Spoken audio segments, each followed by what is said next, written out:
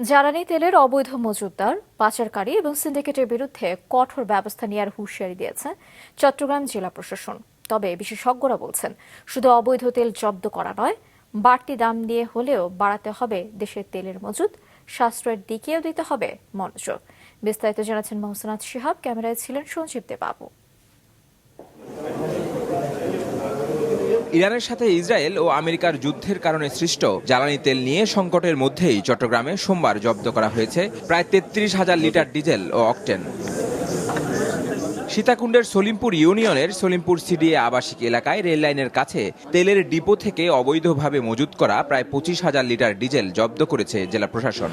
এর আগে দুপুরে বন্দর এলাকায় অভিযান চালিয়ে জব্দ করা হয় 8,000 লিটার ডিজেল ও অকটেন। সব মিলিয়ে এ পর্যন্ত প্রায় 40,000 লিটার জ্বালানি তেল জব্দ করা হয়েছে। এ ধরনের ঘটনায় জড়িতদের বিরুদ্ধে কঠোর হওয়ার হুঁশিয়ারি জেলা প্রশাসকের। সত্যিকারের ব্যবসায়ী কখনো মানুষকে জিম্মি করে এই ধরনের কার্যক্রম করতে পারে না, এটা ব্যবসার এথিক্সের মধ্যে পড়ে না। আমরা আপনাদের মাধ্যমে তাদেরকে বলতে চাই, আপনারা যারা এই ধরনের এথিক্স নিয়ে আসেন, আপনারা এই ব্যবসা ছেড়ে দেন, অথবা আমরা আপনাদের বিরুদ্ধে কঠোর ব্যবস্থা গ্রহণ করব। রাষ্ট্রের সাধারণ মানুষকে জিম্মি করে আপনারা এই ধরনের কার্যক্রম বা এই ধরনের ব্যবসা করতে পারবেন না। তেল মজুতের নেপথ্য কারিগরদের কোনো হদিস পায়নি জেলা প্রশাসন, পুলিশ বা গোয়েন্দা সংস্থা। গ্রাহকেরা বিভিন্ন ফিলিং স্টেশনের বিরুদ্ধে অভিযোগ তুললেও তাদের সংশ্লিষ্টতা না পাওয়ার কথা জানান যমুনা অয়েলের সহকারী মহাব্যবস্থাপক। ডিপো থেকে যে তেলগুলো বিতরণ হয় সেগুলো ফিলিং স্টেশন মানে dealer, distributor, pack point, agency এনারাই তেল নেন। যারা বৈধ তারাই হচ্ছে বৈধ, যারা agency, dealer, pack point holder তারাই তেলটা পান এবং তারা তাদের নিজস্ব প্রতিষ্ঠানে যায় তারা তেল বিক্রি করেন। সুতরাং এখানে তেল আসলে এলোমেলো হওয়ার বা অন্য কোথাও যাওয়ার সুযোগ নেই। তবে বিশেষজ্ঞরা বলছেন, বাড়তি দাম দিয়ে হলেও আরও বেশি করে ফিনিশড অয়েল আমদানির দিকে মনোযোগ দিতে হবে সরকারকে। সঙ্গে সাশ্রয় করা হলে কমে আসবে সংকট।